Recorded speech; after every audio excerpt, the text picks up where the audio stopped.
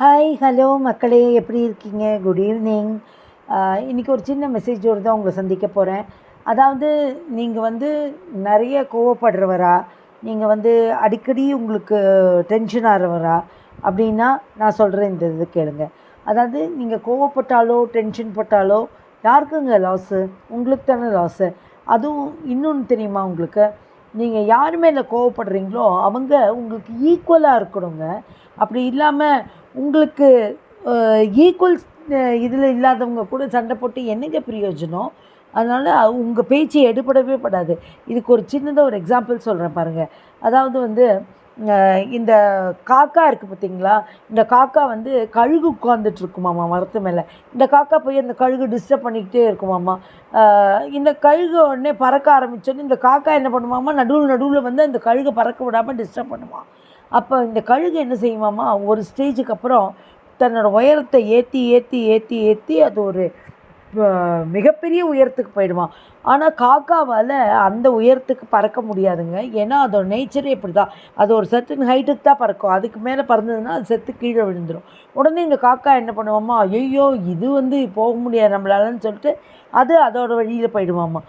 இப்போது நாம் என்ன பண்ணணும்? இந்த கழுகு மாதிரி இருக்கணும்.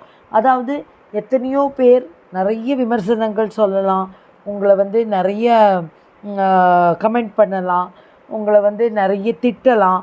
அதெல்லாம் நாம் என்ன தெரியுமா பண்ணணும்? நமக்கு எது ஏற்றதோ, நம்மளால் எதை மாற்றிக்க முடியுமோ அதை மட்டுமே எடுத்துக்கொண்டு மெத்ததை இந்த காதில் வாங்கி இந்த காதில் விட்டுடணுங்க. எல்லாத்துக்கும் செவிசாய்ச்சோன்னா நம்மளால் வாழ முடியாது. அதே மாதிரி உங்கள் லைஃப்பில் ஒரு கோலை வச்சுட்டு அந்த கோலுக்காக ஒர்க் பண்ணுங்கள்.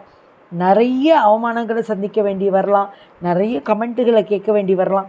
எது வந்தாலும் பரவாயில்லைங்க, அதெல்லாம் ஊதி தள்ளிக்கிட்டு போயிட்டே இருங்க.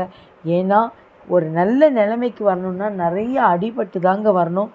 ஈஸியாக கிடைக்கிறது எதுவுமே பர்மனெண்ட் கிடையாதுங்க. அதனால் உங்களுக்குன்னு பர்மனெண்ட்டாக ஒரு பொசிஷன் வேணும் அப்படின்னு சொன்னால் இதெல்லாம் நீங்கள் பொறுத்துக்கிட்டு தான் ஆகணும். பேஷன்ஸோட, நல்ல ஒரு திங்கிங் ப்ராசஸோடு நீங்கள் உங்களோட முயற்சிகளை பண்ணுங்கள்.